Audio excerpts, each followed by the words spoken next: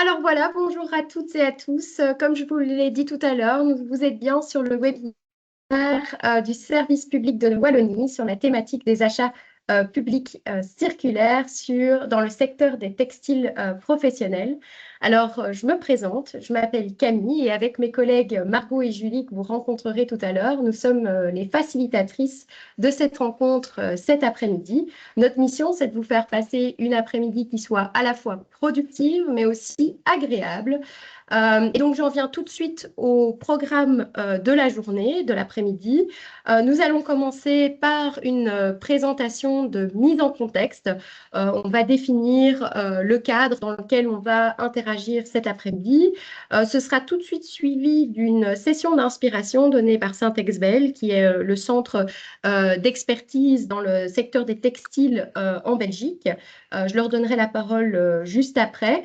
Je voudrais attirer votre attention sur le fait que ces prises de parole seront enregistrées et donc on va vous demander de bien vouloir garder pour cette partie de présentation votre micro bien fermé.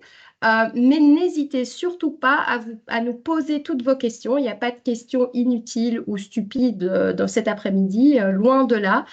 Vous pouvez utiliser le petit outil Q&A de Teams.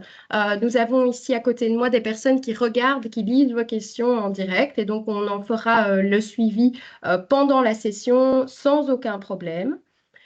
Après cette première partie, plus de présentation, nous allons changer la dynamique de ce webinaire en deuxième partie, un petit peu avant 15 heures, et faire une session beaucoup plus interactive. Vous allez avoir l'opportunité de partir à la rencontre de 3 groupes d'acheteurs différents pour échanger vos expériences d'achat, vos bonnes pratiques. Alors ici, je vous encourage vraiment à participer de manière active. Plus vous partagez vos expériences, vous posez vos questions dans cette deuxième partie de webinaire, plus le groupe retirera une valeur ajoutée importante de ce temps de partage commun. Donc, profitez de cet après-midi, échangez vos astuces, vos bonnes pratiques et gardez le sourire avec nous. On terminera bien sûr cette session par un partage de ressources utiles, d'outils pratico-pratiques pour vos prochains cahiers de charges. Donc, restez bien avec nous jusqu'à la fin. On terminera, comme promis dans l'invitation, pour 16 heures. Et alors, comme certains d'entre vous l'ont peut-être déjà testé, nous allons travailler avec un outil d'interaction digitale. Pour ceux qui n'ont pas encore eu l'opportunité de nous rejoindre, n'hésitez pas à scanner le QR code que vous voyez ici à l'écran ou bien à rejoindre le site web slido.com. Voilà, si certains d'entre vous ont des problèmes pour se connecter à ce petit outil, n'hésitez pas à nous le faire savoir via le chat et mes collègues viendront à votre aide. Si voilà, vous avez d'autres problèmes, ça ne marche toujours pas, ne vous inquiétez pas, vous pouvez aussi prendre un carnet de notes et un bic pour répondre à nos questions ou répondre dans le chat, ça marche aussi. Pourquoi est-ce qu'on travaille comme ça? Ben, ça nous permet de rendre nos présentations un petit peu plus dynamiques, mais aussi de vous faire réfléchir sur les différentes thématiques que nous allons aborder. Donc voilà, j'espère que ça va être une bonne après-midi pour tous. Je vais voir si certains d'entre vous ont pu se connecter. Je vois qu'effectivement, nous avons des personnes qui ont bien su rejoindre le Slido et j'en suis ravie. Aujourd'hui, je pense que nous sommes une cinquantaine de personnes sur ce webinaire. Donc, on vous remercie chaleureusement d'être là. Ce qui vous rassemble, c'est qu'a priori, vous êtes tous et toutes des représentants d'organisations publiques qui faites l'acquisition de manière sporadique ou plus régulière de textiles professionnels. En tout cas, c'était notre cible pour aujourd'hui et donc nous souhaitons la bienvenue à toutes les zones de secours, zones de police, les services communaux, les hôpitaux et j'en passe, toutes ces organisations qui aujourd'hui se sont inscrites à notre webinaire. On va pouvoir du coup commencer. Et pour cette première intervention, je voudrais donner la parole à Manon Gelin, qui est gestionnaire de projet à la direction du développement durable du service public de Wallonie, pour vous mettre en contexte cet atelier. Bonjour à tous, merci Camille pour l'introduction ici. Voilà, donc repenser sa politique d'achat peut parfois être un réel défi pour intégrer de l'économie circulaire ou même de la durabilité, de par parfois le manque de connaissances, de ressources, d'outils, de maturité du marché ou encore une collaboration interne qui peut être plus complexe. Et c'est pourquoi la région wallonne tend à répondre à ces défis et à promouvoir une commande publique plus responsable et plus circulaire. Ce webinaire, il est organisé par deux grandes stratégies, donc la stratégie circulaire Wallonia, la stratégie de l'économie circulaire en Wallonie et le réseau des achats publics responsables euh, de la région wallonne.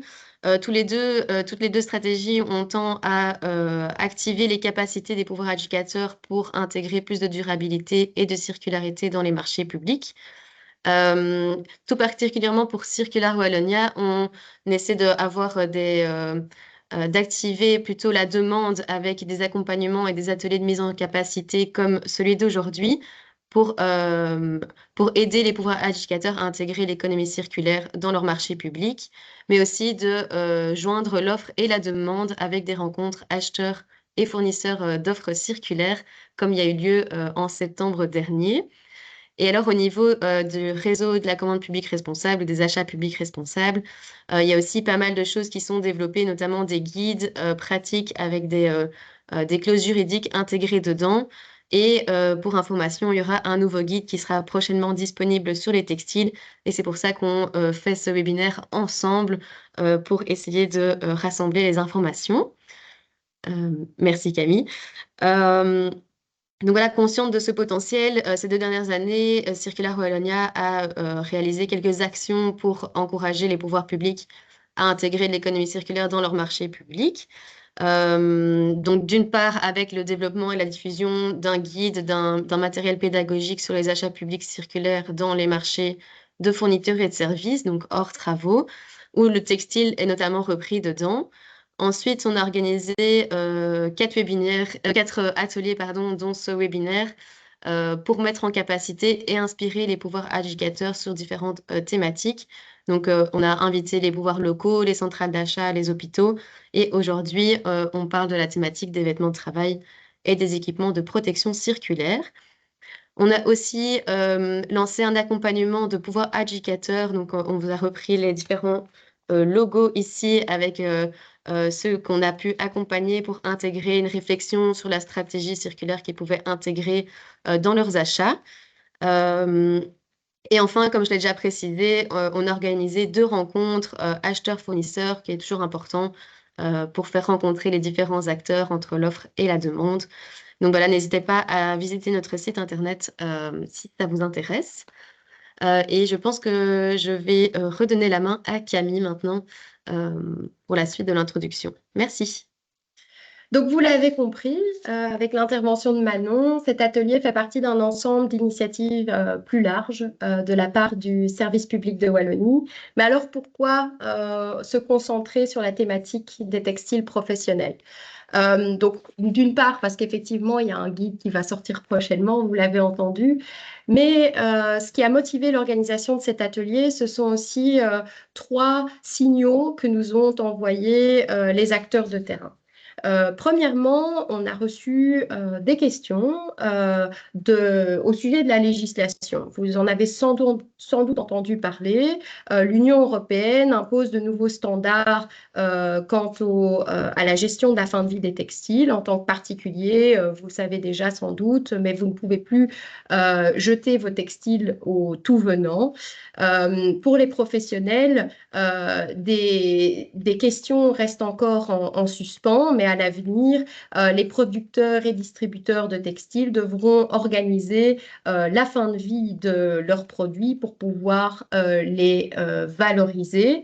Alors, si la législation européenne doit encore être traduite en droit belge et donc ne sera sans doute pas d'application avant 2028, en tant que professionnel que vous vous posez des questions et vous vous demandez sans doute, tiens, mais comment anticiper ces changements dans mes cahiers de charges qui couvrent souvent plusieurs années. Donc, c'est un sujet d'actualité. Deuxièmement, on travaille avec Circular Wallonia régulièrement avec des pouvoirs adjudicateurs. On sait, et la présence aujourd'hui de plus de 50 personnes de ce webinaire montre qu'il y a une motivation hein, à travailler sur ces thématiques et à changer ses habitudes de consommation. Mais nous savons aussi que ce n'est pas toujours facile. Et on va peut-être illustrer ça avec un cas récemment accompagné. Nous travaillons avec le CHU de Liège. Ils ont plusieurs projets, dont notamment celui d'acquérir de nouveaux vêtements de travail et du linge de lit dans une perspective plus durable, tout en garantissant bien sûr le confort de leur personnel et de leurs patients. Et malgré cette motivation vraiment très forte, tant de la part de la direction que des acteurs de terrain, c'est pas tous les jours facile. La prospection qu'ils ont pu mener ont pu les décevoir par endroits. Ils n'ont pas toujours pu trouver les produits qui correspondaient à 100% à leur formule d'exigence. Et puis, il y a des autres difficultés qui font face, tant organisationnelles que financières, etc. Donc, il y a beaucoup de questions qui se posent par rapport à ces achats plus circulaires et durables. Et c'est important aussi de nommer ces barrières pour pouvoir ensuite y travailler. Donc, on vous encouragera dans la suite de cette présentation à également partager vos propres obstacles si vous en avez également. Alors, le troisième élément qui a motivé cette présentation, c'est la rencontre organisée récemment au mois de septembre avec les fournisseurs d'offres circulaires, notamment dans le secteur des textiles. Parce que si vous, en tant qu'acheteur, vous rencontrez des difficultés pour répondre, pour retrouver des solutions plus durables, circulaires sur le marché, ces fournisseurs, d'autre part, ont quant à eux aussi exprimé une difficulté parfois à répondre à des appels d'offres publics. Et donc, vous le sentez déjà ici, la rencontre entre l'offre et la demande n'est pas toujours évidente. Et donc, il faut pouvoir maintenir cette thématique sous le feu des projecteurs et continuer de parler de ces achats et spécifiquement du secteur des textiles professionnels pour faire avancer la réflexion et passer de la théorie à la pratique. D'où l'idée d'en faire un focus pour cet atelier. Alors, les objectifs de cette rencontre, ils sont multiples, mais premièrement, on veut vous encourager à vous poser des questions et à ne pas minimiser, surtout pas, l'impact de vos actions. Si vous êtes présent aujourd'hui sur cet appel, c'est que vous en posez déjà beaucoup des questions. Je vais y arriver. C'est que vous êtes motivé à réfléchir, à travailler autrement. Mais on le sait bien, quand vous travaillez dans une organisation, chacun de votre côté, il est facile de se sentir isolé, surtout quand on commence à réfléchir différemment. Et donc, notre objectif, c'est aussi de vous mettre en réseau, de vous faire partager vos expériences, de vous donner la parole pour que vous puissiez échanger vos propres initiatives, pratiques et astuces. Bien entendu, et je l'ai déjà dit, vous aurez également l'opportunité de nommer vos difficultés, de partager vos obstacles. Et ensemble, on espère, durant cet atelier, mais aussi après cet atelier, pouvoir identifier et y apporter des solutions, des pistes d'inspiration. Alors, l'ambition ultime de cet atelier, j'y arrive, c'est aussi que vous puissiez continuer à travailler ensemble après ce webinaire. Alors, par défaut, sauf si l'un d'entre vous s'y oppose, vous pouvez toujours nous le communiquer par mail à votre aise. Mais par défaut, nous avons le souhait de partager avec les personnes qui se sont inscrites et qui sont présentes aussi aujourd'hui vos contacts pour que vous puissiez vous retrouver après ce webinaire de sorte à pouvoir continuer la réflexion ensemble, car quand vous travaillez ensemble, non seulement vous pouvez mettre plusieurs cerveaux autour de la table et donc avancer plus vite, mais vous avez également plus de chances d'engager un dialogue productif avec le marché. Votre empreinte, votre poids est forcément plus grand. Voilà, donc ça c'était pour l'introduction, le contexte de cet atelier. Avant de donner la parole à Santexbel pour une intervention concentrée sur le secteur des textiles, je voudrais quand même définir un concept dont j'ai parlé plusieurs fois déjà depuis le début de cet atelier. C'est quoi finalement un achat circulaire? Définir cela va me permettre de cadrer nos discussions dans la suite de l'atelier. Et donc, on va prendre le temps de s'y attarder quelques minutes. Alors, je vais lire la définition qui se trouve ici sur le slide. Je vais essayer d'aller pas à pas. Donc, un marché public circulaire est un processus de passation de marché dans lequel, par lequel les pouvoirs publics obtiennent des biens, des services et des travaux. Jusqu'ici, pas de souci, qui interviennent en circuit fermé dans les chaînes d'approvisionnement de l'énergie et des matériaux. Oula, ça se complexifie un petit peu au niveau de la définition, mais dans l'ambition donc de réduire et d'éviter les conséquences négatives sur l'environnement et la production de déchets tout au long de la durée de vie. Alors vous allez me dire, moi je suis acheteur, c'est pas quelque chose qui me parle a priori, alors je vais essayer de traduire ça en des concepts très très simples. Pour nous, qu'est-ce que ça veut dire? Ça veut dire acheter moins, acheter mieux et utiliser plus longtemps. Alors, je vais illustrer ça tout de suite avec le cycle de vie d'un textile professionnel. Mais ce que je veux que vous gardiez en tête, c'est les deux éléments suivants. La première, c'est que en tant qu'acheteur, ben, vous le savez, vos clients internes, vos usagers, ils ont des besoins changeants auxquels vous devez répondre. Mais dans une perspective circulaire, ce qui est important, c'est que vous souhaitez avoir l'ambition de conserver la valeur de ce que vous achetez et des composants, des matériaux qui composent ces produits le plus longtemps possible. Et donc, vous allez réfléchir à l'entretien de vos produits, mais aussi à leur fin de vie. Donc, j'ai promis une illustration plus concrète. Le cycle de vie d'un textile professionnel, vous le savez, en amont de votre achat, il y a une large chaîne de production dans dans le secteur des textiles, de la production de la matière première à la transformation, filature, traitement, confection, mais aussi toutes les étapes logistiques que cela implique. Mais une fois que vous achetez le produit, il y a aussi plein d'autres étapes par la suite. Vous stockez ce produit, vos usagers, votre personnel utilise ces vêtements de travail. Si vous utilisez, et on l'espère, autre chose que de l'usage unique, ça va passer au lavage. Vous allez avoir des étapes de réparation en cas de problème, par exemple avec une tirette, un trou dans un des vêtements. Et puis, ben, on le sait bien, les besoins de vos organisations évoluent et donc certains vêtements ne peuvent plus être utilisés ou bien, au contraire, ils sont tellement abîmés qu'il faut ben, les remplacer. Dans une perspective d'économie circulaire, de réflexion circulaire, l'étape la plus importante au niveau des achats, c'est bien sûr l'identification de vos besoins. Je dois acheter des nouveaux équipements de protection, des nouveaux uniformes. Je dois acheter pour combien? Qu'est-ce que je dois acheter exactement? Cette étape de réflexion, d'identification du besoin, c'est là que se trouvent les gains économiques et environnementaux les plus importants. Ça paraît bête, ce que je vais vous dire ici est simple, mais veuillez n'acheter que ce qui est strictement nécessaire. Réfléchissez à la standardisation de vos équipements pour pouvoir mutualiser, rationaliser vos stocks, mais aussi questionner votre besoin d'acquérir du nouveau matériel. Est-ce qu'il n'y a pas du matériel non utilisé qui se trouve dans vos placards? Est-ce qu'il y a d'autres collègues qui ont du stock que vous pourriez utiliser? Ou bien est-ce qu'il est possible de simplement changer vos habitudes de consommation et de louer ce matériel au lieu de l'acheter vous-même? Bref, comprenez le besoin de vos clients internes, rationalisez le besoin et n'achetez que ce qui est vraiment nécessaire et donc limitez vos coûts et votre implication environnementale.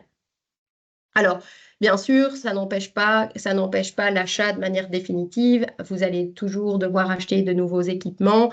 Donc, dès l'achat, dans une perspective circulaire, il est conseillé de réfléchir aux pistes qui vous permettront d'éviter ou de postposer vos achats futurs, hein. Et donc, ça veut dire quoi? Ça veut dire d'opter pour des produits qui vont pouvoir durer dans le temps. Et vous assurer, dès le départ, dans la phase d'acquisition, de vous poser les bonnes questions. Comment va-t-on pouvoir entretenir notre matériel? Comment va-t-on pouvoir le garder en état le plus longtemps possible? Donc, on s'interroge sur la réparation, sur nos méthodes de lavage, mais aussi sur l'étape de fin de vie, parce que c'est inévitable. Vous allez devoir, à un moment donné ou l'autre, renouveler du matériel.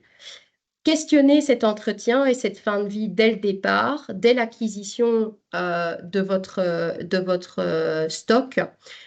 C'est une bonne habitude qui, si vous la partagez avec votre fournisseur, si vous interrogez le marché par rapport à ces questions-là, va aussi permettre de faire évoluer leurs propres pratiques, car pour pouvoir réparer du matériel, pour pouvoir le reconditionner, le recycler en fin de vie, il faut aussi que ces produits soient conçus de la bonne manière, qu'ils puissent être réparables, reconditionnables. Et donc là aussi, en vous posant ces bonnes questions, vous allez pouvoir opter pour le matériel que vous allez pouvoir entretenir sur la durée. Alors, cela rejoint enfin à la dernière dimension dont on a parlé. On a parlé d'acheter moins, on a parlé d'utiliser plus longtemps, mais il y a effectivement acheter mieux également. Et cette dimension, vous l'avez déjà généralement comprise, mais elle n'en reste pas moins compliquée et nous en sommes bien au courant. Compliqué, car c'est souvent là qu'il faut accepter un coût d'achat majoré pour une qualité, une garantie qualité plus élevée ou pour des innovations circulaires. D'où l'intérêt de réfléchir aux étapes préalables, donc à limiter les achats au maximum pour pouvoir investir dans ce qui est vraiment nécessaire et ce qui va pouvoir durer dans le temps. Mais on sait que c'est aussi compliqué car l'achat, surtout dans le secteur des textiles, peut être parfois vu comme assez technique. Comment savoir pour tel équipement quels sont les composants les plus durables? C'est des questions que l'on reçoit régulièrement.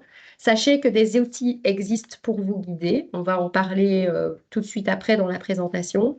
Mais le meilleur conseil que l'on puisse vous donner, et ça reste très général à ce stade, c'est prospecter, bien sûr, engager la discussion avec les fournisseurs, comparer leurs discours pour identifier les éléments tangibles qui vous permettront de distinguer l'offre la plus qualitative, que ce soit les garanties sur le nombre de cycles de lavage, les compositions, les tests essais à réaliser.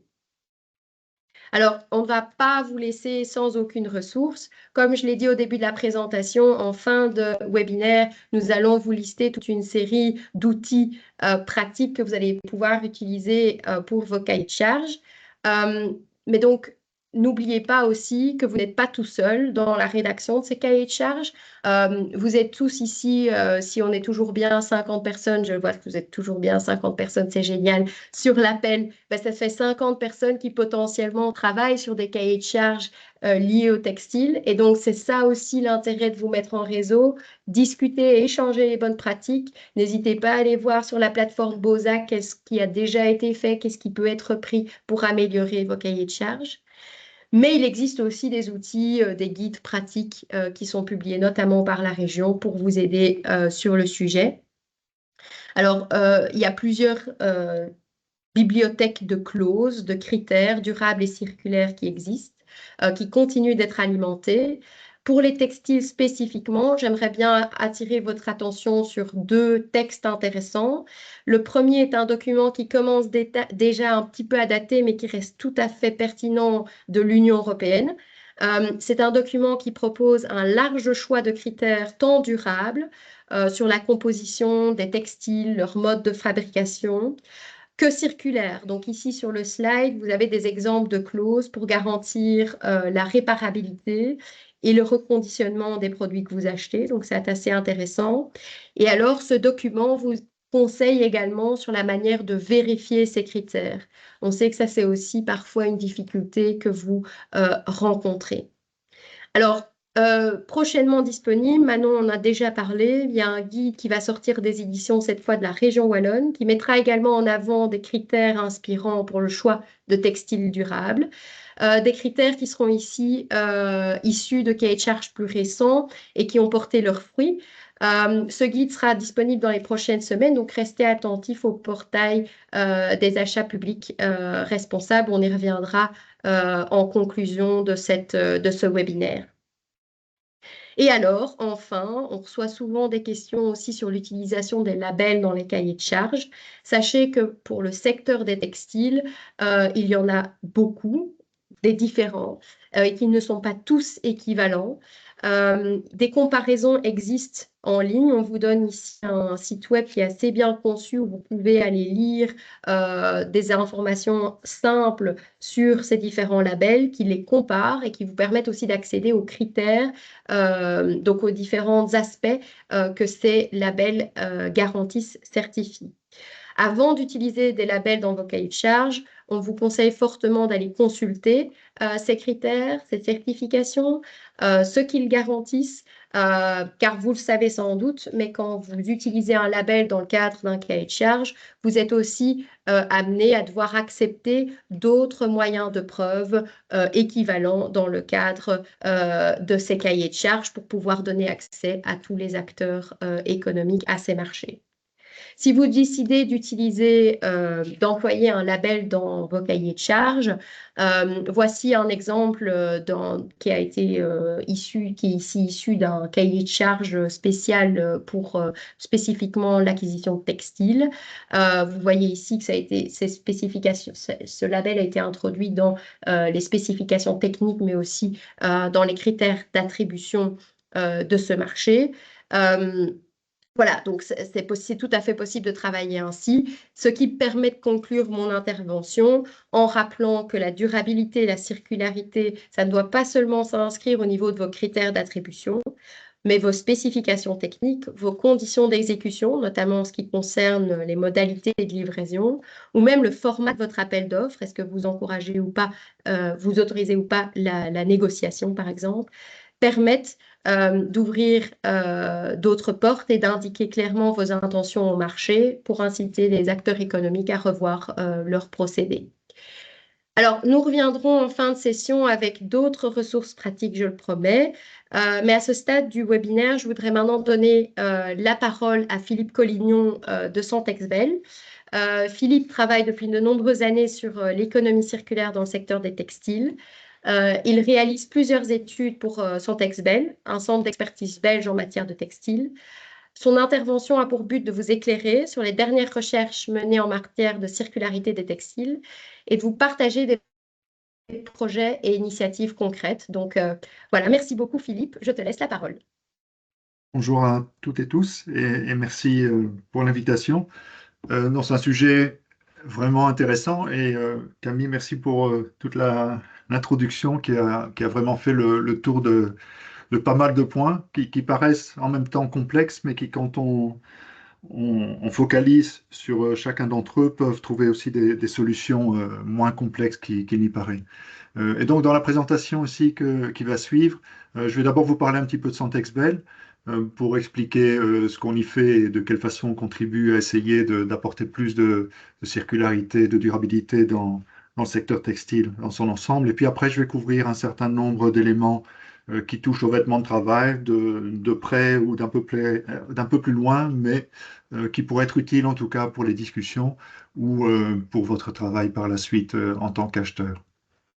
Donc Santexbel, on est un centre de recherche et de compétences pour l'industrie textile. Et donc je précise, en quelque sorte, on est une ASBL, donc on n'est pas une entreprise qui recherche le profit en tant que telle.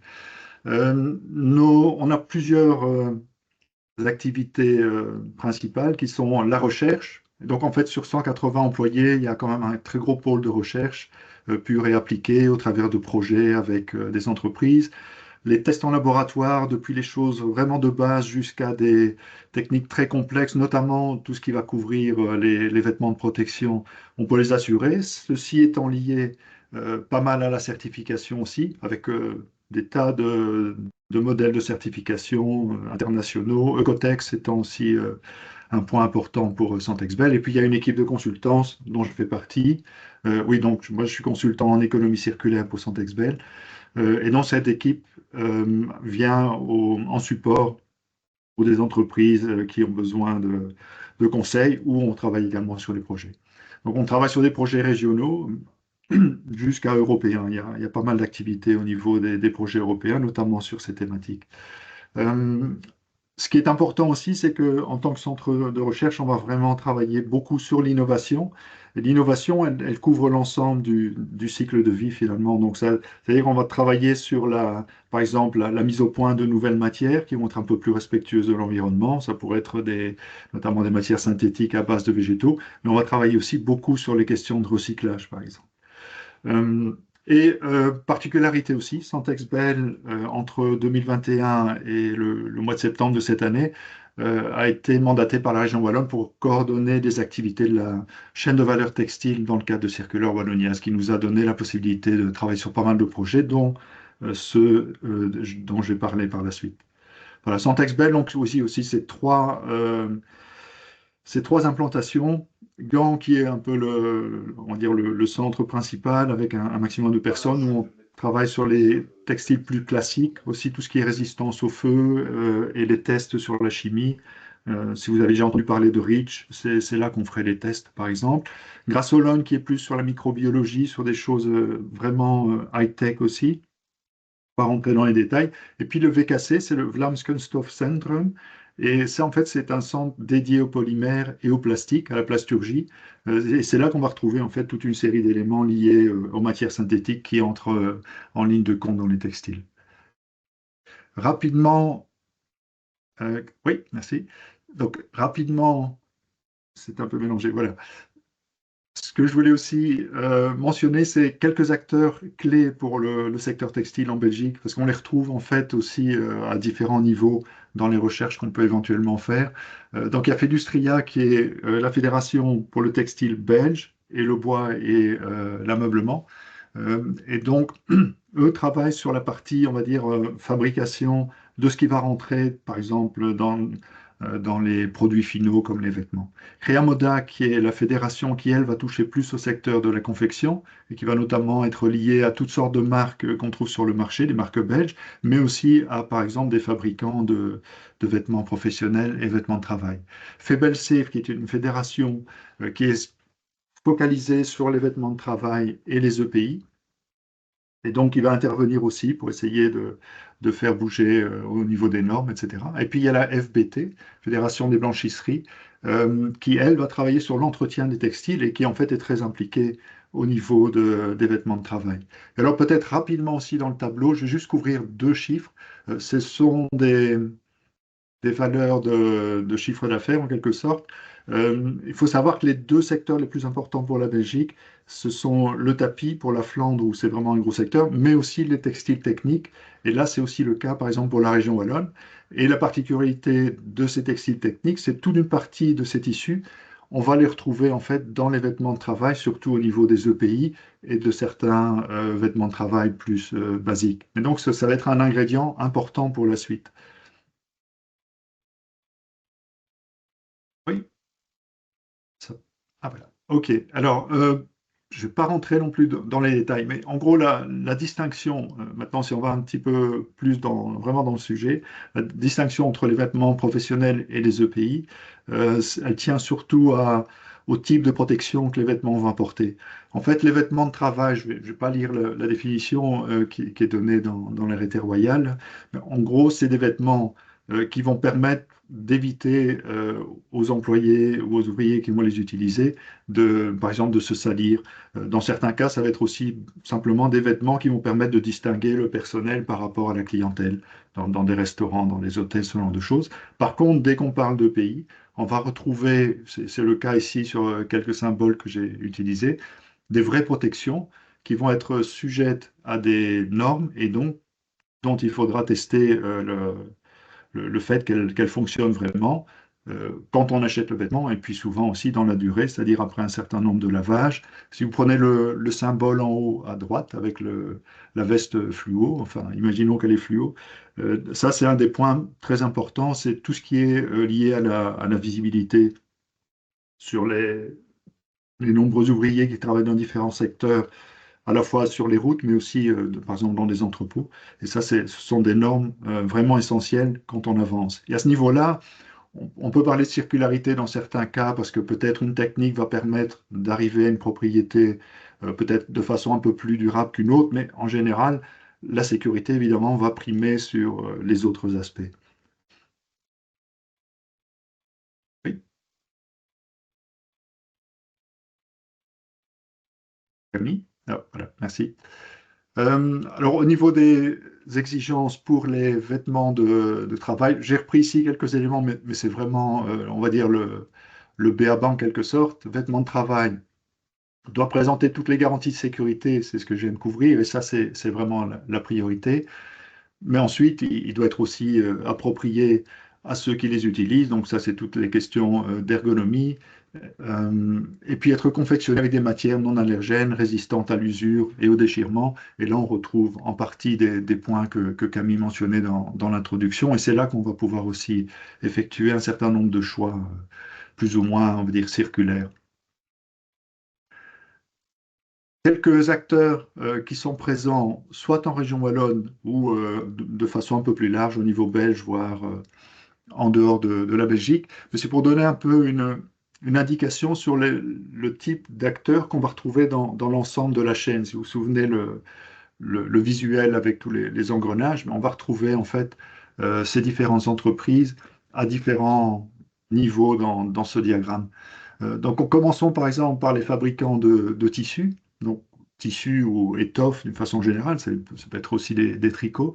Là, j'en mentionne deux, il y en a d'autres, mais c'est par exemple Utexbel et Concordia. Utexbel qui a été cité, qui est vraiment un très gros producteur de tissus, avec des protections, par exemple anti-taches ou pour le feu aussi. Ils font pas mal de produits à ce niveau-là et ils travaillent notamment énormément sur les marchés publics pour l'armée, pour la police, pour différents organismes, pour le secteur hospitalier. Et Concordia, qui est aussi un grand spécialiste de ce type de tissu. Je crois un petit peu plus vers les synthétiques en ce qui les concerne. Ensuite, il y a toute une série de concepteurs, fabricants de vêtements de travail et d'équipements de protection. Là, peut-être juste une petite distinction. C'est pour ça que j'insistais d'une certaine façon sur le fait qu'on parle de concepteurs de vêtements de travail. C'est qu'en général, la fabrication ne va pas se faire en Belgique, elle va se faire par exemple en Tunisie ou en Asie, ça dépend un petit peu. Mais les grosses usines de confection ne sont plus présentes en Belgique. Mais par contre, tout ce qui est développement, innovation, conception va se faire au sein de groupes. Euh, et là, on va retrouver par exemple Dutra, qui est une entreprise basée à Wavre. C'est un petit acteur en soi par rapport aux géants, mais qui sont significatifs dans leur approche de la circularité. Ils ont pas mal d'initiatives et donc ils ont des lignes, essentiellement, je crois, pour le secteur hospitalier, qui sont assez intéressantes parce qu'ils viennent en fait avec toute une série de réponses aux questions que vous pourriez vous poser par rapport à la circularité. Sioun, qui est un très gros acteur sur des gammes très diverses de vêtements de protection, d'acier également. Syntex qu'on retrouve notamment sur des uniformes assez complexes aussi, Bell Confect. Et de Cotton Group, là je l'ai mentionné parce que là on est carrément sur des vêtements, euh, pas de protection, mais donc les vêtements de base, notamment pour du personnel dans des hôtels, ce genre de choses. Donc c'est des polos, des sweatshirts qui vont être comment dire, customisé en fonction de la demande. Mais c'est un acteur assez important. La production à nouveau là se fait ailleurs. Je crois que c'est essentiellement Bangladesh, mais la partie développement se fait dans la région. Ensuite, on a les blanchisseries industrielles, notamment Mewa et De Perron, mais il y en a d'autres en région wallonne. Peut-être là, l'élément intéressant, c'est que ce sont des blanchisseries, mais ce sont bien plus que des blanchisseries. C'est-à-dire qu'elles vont assurer un service complet depuis la commande jusqu'à la fin de vie du produit en général. Et donc, elles proposent un catalogue de produits qui vont être achetés. Ensuite, elles vont assurer l'entretien avec toute la logistique qui tourne autour de ça pendant 100 lavages ou plus, ou ça dépendra des produits. Et ensuite, en fin de vie, ils vont les récupérer, essayer de trouver une solution. Donc, un acteur, un intermédiaire vraiment important. Les entreprises, magasins spécialisés, il y en a une foule, et notamment les commerces en ligne. Et puis pour la fin de vie, on retrouve notamment des collecteurs trieurs, parce qu'il y a toute une partie de ces vêtements qui va se retrouver par exemple chez Terre, via les containers. Gaia Circulaire, qui est une entreprise basée en Hollande, qui va collecter des petites quantités de vêtements de travail et essayer de trouver des solutions les plus circulaires possibles, soit du recyclage, mais de la réutilisation, de l'upcycling, différentes choses. Vaned, qui va fabriquer notamment des combustibles solides de récupération. On ne peut pas rentrer dans le détail, mais c'est une formule qui évite l'incinération en tant que telle. Veolia, qui est un collecteur de déchets, qui va aussi essayer d'assurer des solutions derrière, mais en général vers l'incinération. Et puis deux Perron, une solution assez unique. Les vêtements qui sont encore utilisables en fin de circuit et qui ne posent pas de problème d'identification, ils vont en proposer une partie dans un outlet qui se trouve chez eux. Et ça, c'est assez unique. Donc, c'est-à-dire là, on est vraiment très haut dans l'échelle au niveau circulaire. On va faire de la réutilisation sur des vêtements qui autrement seraient partis en incinération. Alors, une étude qu'on a réalisée par rapport aux textiles en fin de vie, et c'était des textiles, on va dire, non conventionnels, donc pas la garde-robe classique, mais les vêtements de travail en faisaient partie. Alors, il n'y a pas encore de rapport fini dessus, parce on a quelques soucis pour le boucler, je veux dire, de validation, mais on y arrive tout doucement. Par rapport à ça, quelques points que je peux vous donner, mais je ne peux pas rentrer dans le détail, on n'a vraiment pas le temps. Le truc, c'est que déjà, au niveau de l'information par rapport à ces flux, c'est très compliqué d'obtenir des chiffres et des informations précises. Il faut vraiment aller chez chaque acteur et essayer de retirer ce qu'on peut. Et donc, j'imagine que votre parcours, oui, n'est pas simple aussi dans la recherche de données, mais il y a des façons d'y arriver. D'une façon générale, il y a très peu de collecte systématique, sinon par les blanchisseries. Donc c'est aussi un des problèmes pour boucler la boucle. Il y a la question des logos qui est récurrente. Donc dès qu'il y a un logo d'entreprise, en général, les entreprises, et on va dire à juste titre, ne souhaitent pas que ce logo se retrouve sur n'importe qui, n'importe où, dans une deuxième vie, pour des raisons de sécurité aussi, autant que pour des raisons d'image. Et ça, c'est un problème qu'on a qu'il est difficile de régler, mais pas impossible. Ça passe par l'éco-conception, etc. Et puis le recyclage, il est, pour les produits juste un peu complexes, il est compliqué, voire impossible. J'y reviendrai peut-être après. Mais il y a certaines possibilités et on progresse aussi. Au niveau des traitements actuels, la réparation dans les blanchisseries industrielles, hein, je mentionnais deux Perron et Méois, clairement, ça fait partie du cycle. C'est-à-dire, après chaque entretien, il y a une vérification. Et si c'est des réparations qu'ils peuvent effectuer, dans le cas où un défaut ou une déchirure a été trouvée, ils vont faire la réparation avant de renvoyer le vêtement, ce qui permet d'augmenter considérablement les durées de vie et d'utilisation des produits. Gaia circulaire que j'avais mentionné pour les petites quantités, cherche des solutions. Production de CSR, c'est les combustibles, c'est-à-dire ce sont des pellets à partir de textiles qui ne peuvent pas aller en recyclage. Et pour éviter l'incinération, on va fabriquer des pellets qui vont en cimenterie. Et puis l'incinération qui est quand même la voie la plus importante pour ce type de produit. Ça reste la réalité. Et ce que je mettais ici dans la petite boîte à droite, c'est le traitement de la fin de vie commence avant la conception du produit. C'est ce que vous avez vu en fait dans l'introduction. Et ça, c'est un élément vraiment important. C'est qu'il faut préparer le produit pour qu'il soit plus circulaire. Ce graphique-ci, je ne vais pas couvrir, mais si vous regardez le nombre de lignes, en gros, à gauche, vous avez le type de flux. Et quand ces produits arrivent en fin de vie, il y a différents modes de collecte, différents modes de tri, et puis une foule de traitements derrière. Et donc, il faut faire un petit peu la part entre les différentes possibilités pour les différents flux et essayer de trouver les solutions qui sont les moins impactantes au niveau environnemental. Mais donc, c'est quand même une sorte de labyrinthe, mais il y a des chemins qu'on peut trouver. Au niveau des pistes d'amélioration, rapidement, donc, ce qu'on a établi, c'est que notamment, ce qui pourrait venir à un moment donné, c'est la REP pour des vêtements de travail. il en est question. Laissons les choses se faire, parce que c'est déjà compliqué pour les vêtements classiques, mais peut-être en 2028. Le guide des marchés publics circulaires, vous le connaissez sans doute mieux que moi, mais c'est définitivement, enfin, c'est certainement un outil intéressant. Les magasins de type outlet auxquels je faisais référence avec deux perrons, par exemple, ça peut être aussi des dons, notamment à la Croix-Rouge, à d'autres organisations. Il existe des lignes de vêtements circulaires. Si nous avons le temps, je couvrirai le Dr. Green par la suite. Dutra, je mentionnais aussi.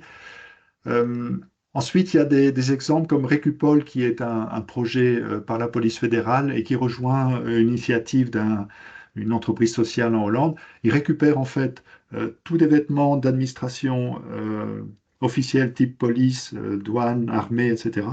Ils trient les vêtements qui sont soit en fin de vie, soit qui sont, on va dire, un peu perdus dans les différents circuits. Et ils vont essayer de remettre un maximum en utilisation ou vers le recyclage, etc. Et ça, c'est une initiative intéressante parce qu'elle couvre des secteurs très larges.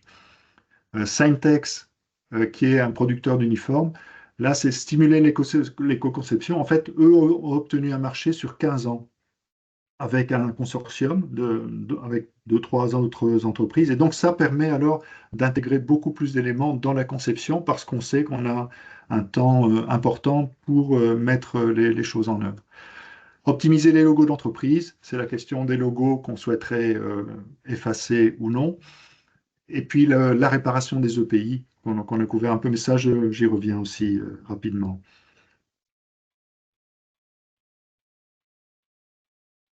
Alors, l'étude sur les réparations, donc ça, c'est un des éléments qu'on a regardé. C'est une des études qu'on a pu faire dans le cas de Circular Wallonia. Le rapport est dispo avec le QR code si vous le souhaitez. Là, je vais juste mentionner un élément, parce que c'était un business model qui était sorti de façon assez forte. C'était pour les équipements de protection, notamment pour les pompiers, c'est-à-dire des équipements qui sont très chers et pour lesquels il y a des propriétés vraiment importantes en termes de sécurité. Il serait possible de mettre au point une unité de réparation avec le nettoyage, la décontamination et puis la réparation pour ce type d'équipement. Donc c'est quelque chose qui pourrait se monter. Ça n'est pas fait encore pour l'instant, sinon au niveau de certaines entreprises, mais c'est en tout cas une des possibilités et ça pourrait aller plus loin vers des équipements, notamment pour les bûcherons, par exemple, qui utilisent des matériaux, des techniques lourdes et dangereuses aussi.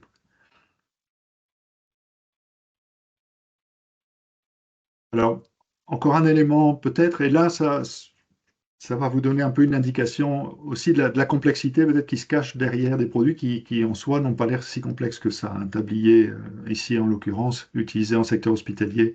La collection de Dr. Green par Utexbel est issue en fait d'un projet Interreg Retex. Et le but de départ, c'était de partir d'un uniforme hospitalier et de revenir vers un uniforme hospitalier après une boucle complète. Dans la réalité, le vêtement, après une centaine de lavages, qui était essentiellement en polyester avec du coton, doit être effiloché. Je vais raccourcir un peu. Au niveau de l'effilochage, après 100 lavages, le coton disparaît parce qu'il est complètement amoindri et donc avec les contraintes mécaniques, il se transforme en poussière. Le polyester peut être récupéré. Mais pour faire du fil, ça ne suffit pas en termes de qualité, parce qu'il y a eu quand même une dégradation, et donc il a fallu rajouter du polyester issu des bouteilles, donc le fameux polyester qu'on trouve dans la plupart des vêtements, et d'autres ingrédients, du nouveau coton aussi, pour refaire en fait des tissus et puis refaire des vêtements derrière. Mais c'est un process assez complexe. Peut-être dans le slide suivant, je ne vais pas couvrir l'ensemble des points. Merci.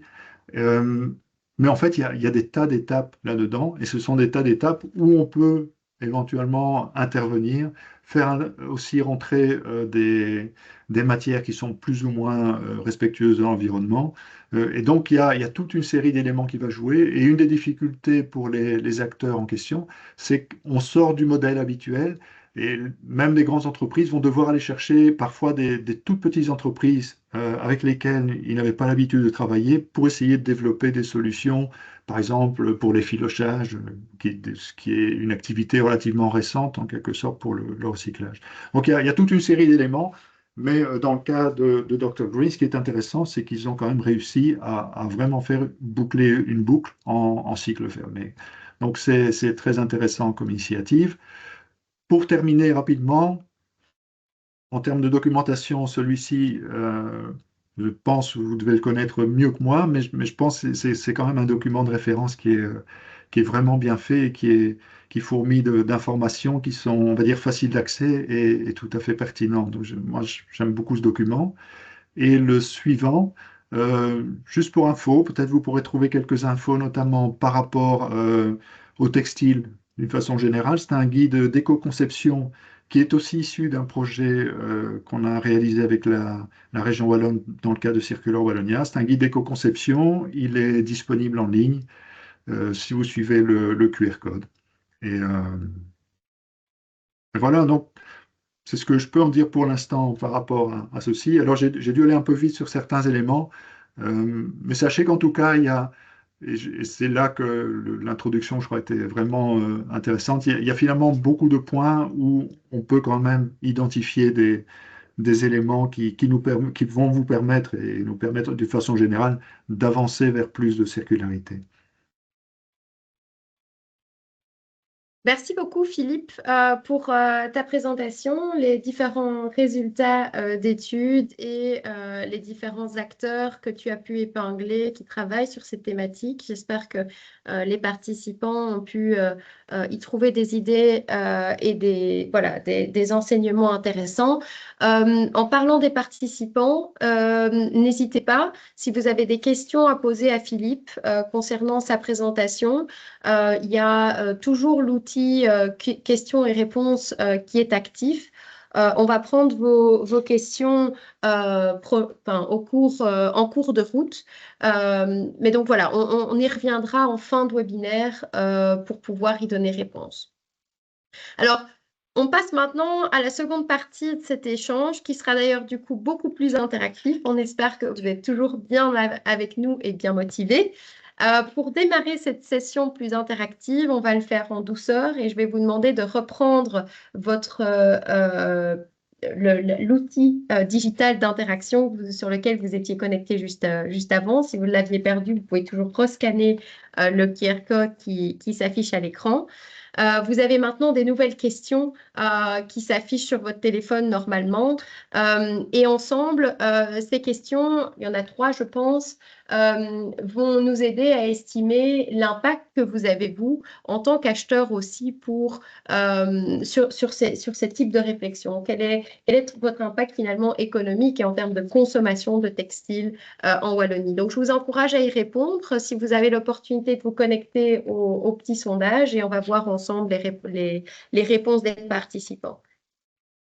S'il y a des problèmes pour se connecter au Slido, n'hésitez pas à nous en faire part.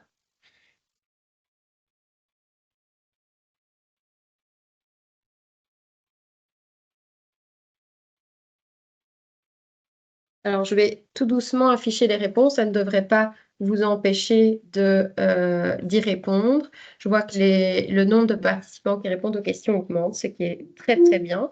Alors, la première question que nous vous avions posée était la suivante. D'estimer, tiens, finalement, combien d'ensembles de vêtements de travail, d'uniformes ou d'équipements de protection individuelle vous possédez pour vos collaborateurs.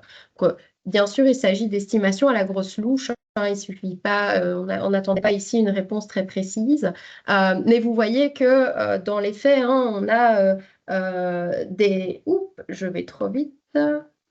Voilà, je suis toujours sur la bonne question. Vous voyez que dans les faits, on a des volumes d'uniformes, d'ensemble de vêtements de travail qui s'additionnent. Peut-être qu'au sein de votre organisation, vous avez un petit stock. Il ne faut pas non plus oublier tous vos stocks de services, en service, mais aussi ceux qui sont en stock, en réserve, etc. Mais ce qu'on oublie parfois, c'est que ceux-ci s'additionnent et qu'à l'échelle de la Wallonie, bien sûr, ça représente un volume de textile très important. Je passe à la question suivante. Quel est selon vous le coût moyen d'un ensemble complet Donc, pour un collaborateur, combien ça vous coûte en moyenne ce type de fourniture. Donc, bien sûr, de nouveau, ce sont des estimations, on ne vous demande pas un chiffre précis.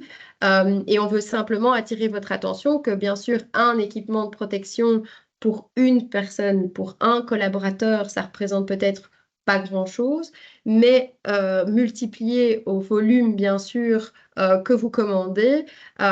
Aujourd'hui, on est 50 participants sur le webinaire.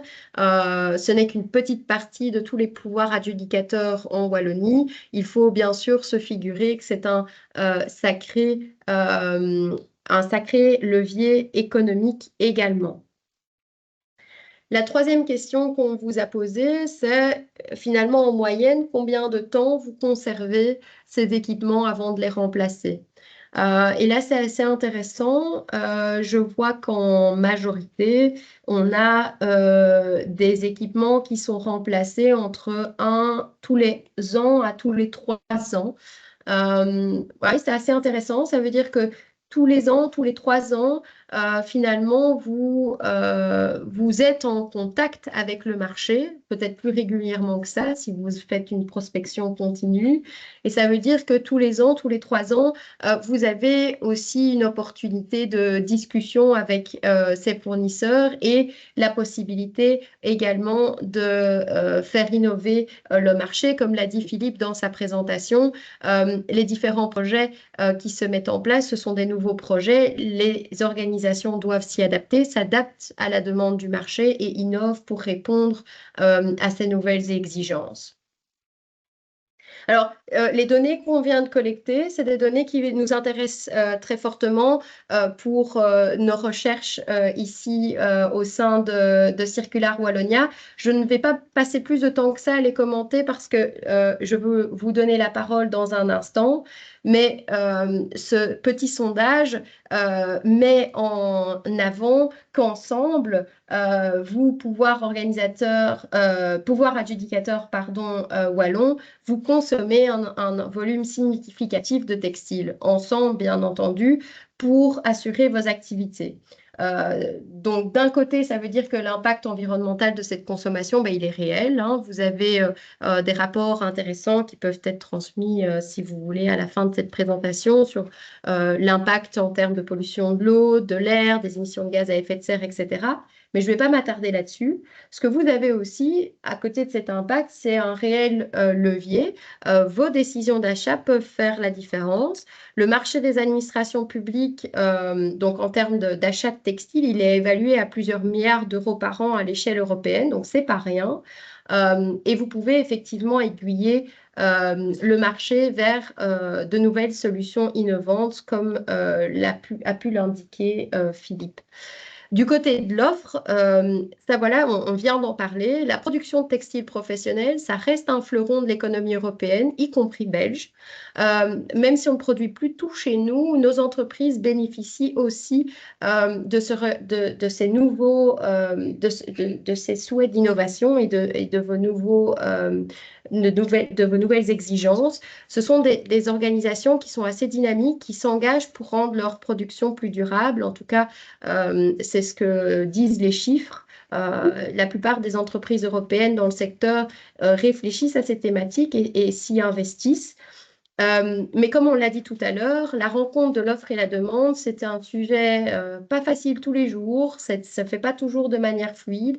Et donc le dialogue, il est très important pour passer de la théorie à la pratique, d'où l'intérêt de vous réunir aujourd'hui pour déjà commencer entre acheteurs à partager vos bonnes pratiques. On va travailler ensemble dans la seconde partie de ce webinaire en petits groupes de discussion. Je vais y arriver tout de suite.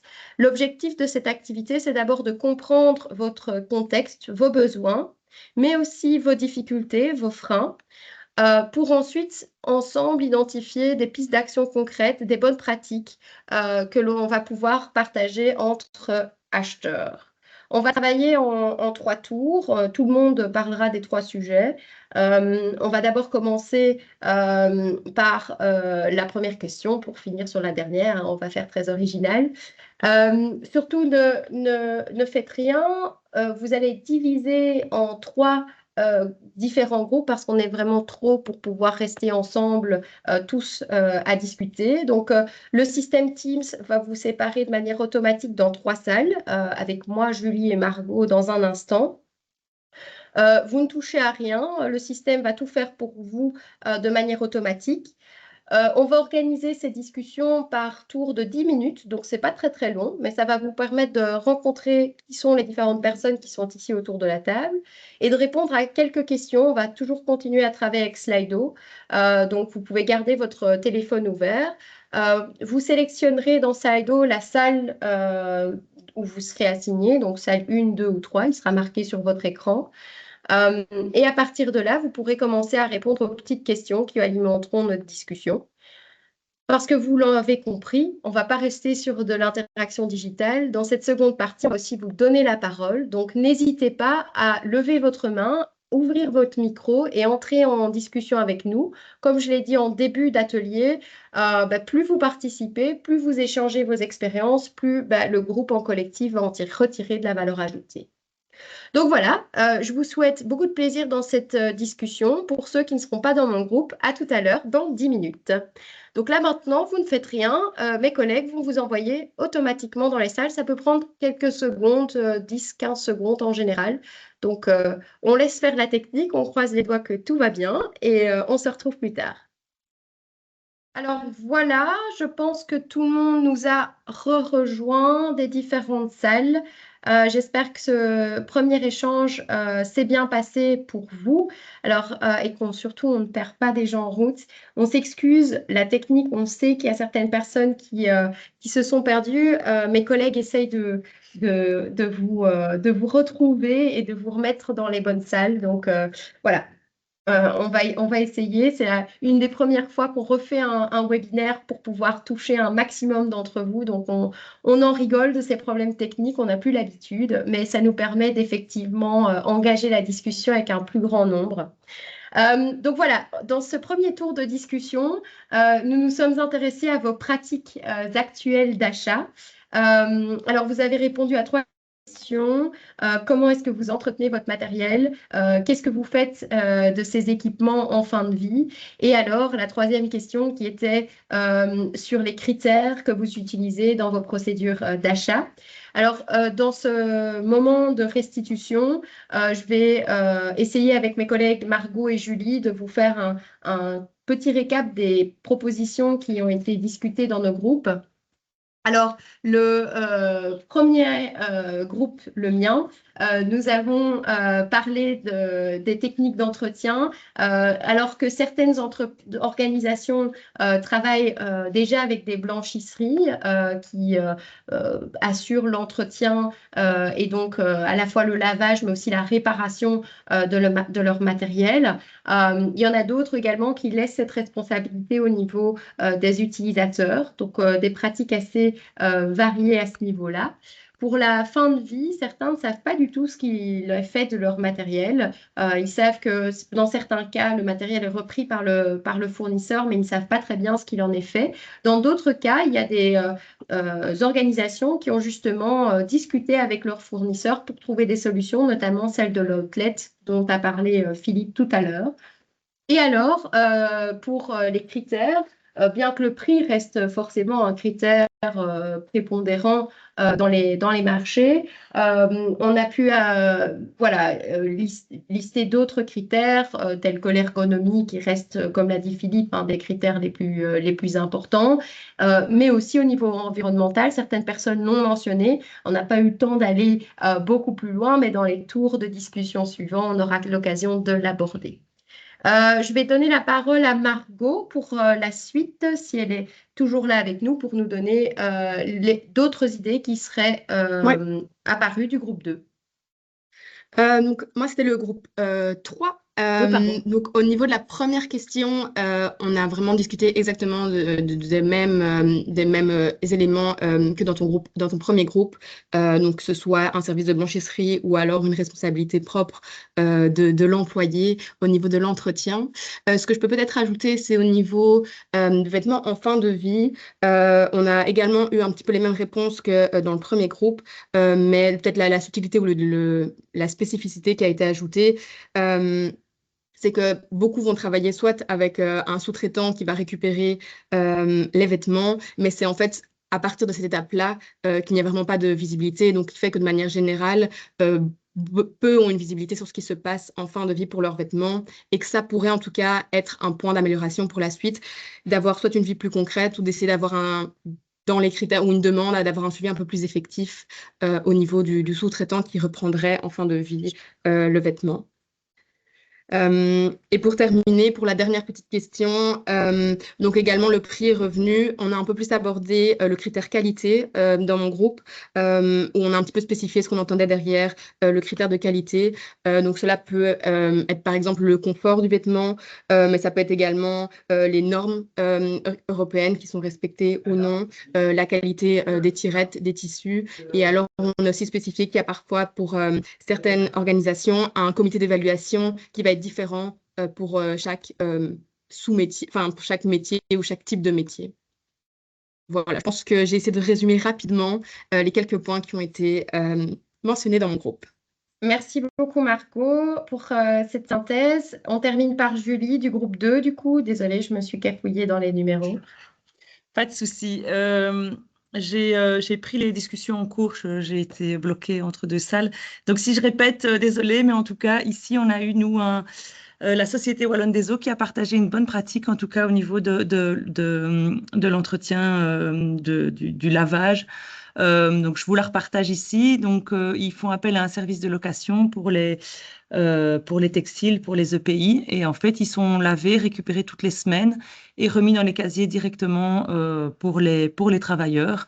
C'est un service qui fonctionne assez bien, qui est local. Donc voilà, c'était avec tout un système aussi de traçabilité du vêtement qui est scanné tout au long du process de nettoyage. Et voilà, en cas de dommage sur le vêtement, bah, il peut facilement être changé et remis directement dans le casier du travailleur. Donc ça avait l'air, en tout cas, d'après le témoignage, d'être un système qui fonctionne assez bien, dont ils sont assez contents.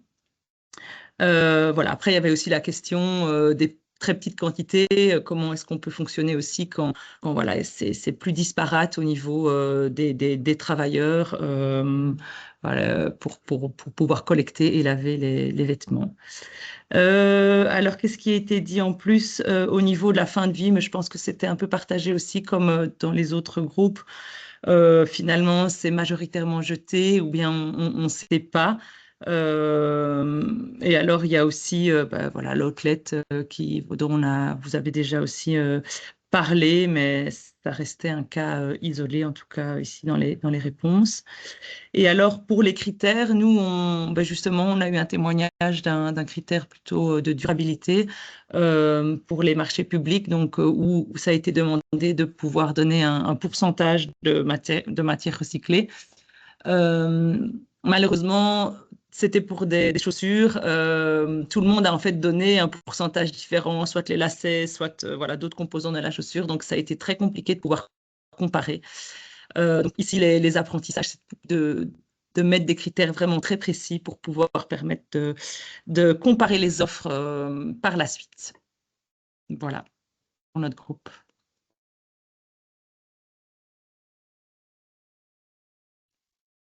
Je reparle, voilà. Je vous remercie toutes les deux pour cette mise en commun et surtout aussi aux participants qui ont partagé leur pratique. Dans quelques instants, on va être relancé dans des nouvelles salles sur la question cette fois de vos obstacles. Donc, Julie et Manon, ainsi que moi, nous avons entendu que certains se lançaient déjà dans des initiatives, mais il y en a d'autres qui ne savent tout simplement pas par où commencer. Quelles sont les difficultés que vous rencontrez? Ça, c'est la question numéro 2 que l'on va discuter dans le groupe suivant. Donc, à nouveau, ne faites rien. On va être automatiquement redirigé par le système. Normalement, j'espère qu'on va perdre personne. À tout de suite. Alors, je pense que nous sommes tous de retour dans la réunion plénière. Dans cette seconde partie interactive, on a souhaité nommer vos contraintes. Tout à l'heure, j'en parlais dans l'introduction, il est non seulement important pour vous de savoir qu'est-ce qui bloque, qu'est-ce qui vous empêche d'avancer vers des achats plus durables et circulaires pour vos textiles, non seulement pour vous, pour pouvoir y trouver des solutions, mais aussi pour nous, au niveau de la région, pouvoir aussi réfléchir à qu'est-ce qui peut être mis en place pour vous aider dans ces différents projets. Alors, dans mon groupe, la contrainte première qui est ressortie, c'est bien sûr le prix, l'argent qu'on a à dépenser pour ce type de projet. On est dans des circonstances économiques où on doit faire attention à nos budgets et il faut pouvoir justifier d'acheter plus cher certaines références qui seraient plus durables. On en a parlé, mais on a aussi parlé, et ça peut être intéressant par rapport à l'intervention de Philippe de tout à l'heure, des contraintes de marché. Parfois, l'acheteur a des ambitions et une volonté de travailler la durabilité sur ces différentes références, mais le marché ne propose pas des solutions techniques qui permettent de répondre à toutes ces exigences. Philippe l'a dit tout à l'heure, tout n'est pas possible de faire. Aujourd'hui, nous sommes encore limités techniquement dans ce qu'il était réalisable d'un point de vue de recyclage, par exemple. Et donc, voilà, les acheteurs se rendent bien compte que parfois, une combinaison de critères fait qu'il y a trop peu d'offres disponibles sur le marché. Et donc, effectivement, il faut réfléchir grâce à la prospection, à ce qui est effectivement possible de demander aux acteurs économiques. Je ne sais pas si du côté du groupe numéro 2, donc Julie, vous aviez parlé d'autres barrières? C'est encore un autre élément à rajouter? On n'a pas tellement d'autres. On revient aussi avec la maturité du marché, finalement, aussi au niveau des spécificités techniques disponibles pour du textile plus durable. Enfin, voilà. On revient avec les mêmes contraintes que tu as citées, Camille. Si je peux Super. me permettre, Oui. pardon Camille, par rapport au groupe 2, peut-être un élément, parce que je pense qu'il sort un petit peu de la norme qui me semblait intéressant, c'était la dernière intervention, c'est le contrôle éventuel de ce qui est livré. Parce qu'on parle dans certains cas de critères techniques, et après il y a la question, est-ce qu'on sera en mesure de vérifier que ça se conforme bien aux prescriptions qui avaient été mentionnées, par exemple. C'est une crainte ou l'incapacité déjà effective de pouvoir contrôler? C'est plutôt l'incapacité. Ok. Merci beaucoup pour ce résumé. Et alors, le troisième groupe, Margot? Oui, pour la faire très courte, donc les barrières que vous avez mentionnées ont aussi été mentionnées dans mon groupe. Peut-être un petit point supplémentaire qui a été mentionné comme barrière, c'est le manque d'accès ou le manque d'information sur les acteurs durables dans les domaines, en fait, ou alors aussi le manque d'informations sur les devoirs, les obligations en la matière, dans quelle mesure est-ce qu'il y a des obligations légales. Donc voilà, il y avait tout cet aspect aussi quand on veut commencer, même si justement avec ce genre d'événement de webinaire, on donne accès à plusieurs informations, ça reste encore un frein qui a été mentionné par pas mal de participants. J'espère un frein sur lequel on va pouvoir travailler en dernière partie de cet atelier avec toutes les ressources. Mais voilà, n'hésitez pas à continuer à nous partager vos besoins. C'est d'ailleurs ce sur quoi on va travailler dans le troisième tour de ce webinaire. On va de nouveau être envoyé vers d'autres salles pour que vous puissiez aller à la rencontre d'autres acteurs. Et on va discuter ensemble des leviers d'action. Qu'est-ce que vous pouvez faire déjà au sein de vos organisations pour lancer ce type de projet et de quoi avez-vous besoin, de quel type de soutien avez-vous besoin de notre part. Alors voilà, normalement nous sommes tous de retour dans la séance plénière. Alors n'hésitez pas à nous donner votre feedback sur cette expérience. Hein. On essaye. C'est vrai qu'habituellement, ce type d'atelier est organisé en présentiel. Donc, pour lier des contacts, c'est toujours plus chaleureux. Mais on espère que lié à ces interactions, vous avez pu rencontrer des nouvelles personnes et que vous avez pu entendre aussi de bonnes idées. Alors, en parlant de bonnes idées, de leviers d'action, dans mon groupe, on a encore identifié quelques freins. Avant de parler des leviers, c'est toujours un peu le cas, hein. On parle aussi de ce qui est compliqué, notamment quelques difficultés organisationnelles à lancer ce type de projet. Mais en termes de leviers, on a aussi réfléchi à certaines spécificités dans la construction d'un marché public, notamment sur des questions comme la durée du marché sur lequel on peut réfléchir, mais aussi sur certains critères d'attribution.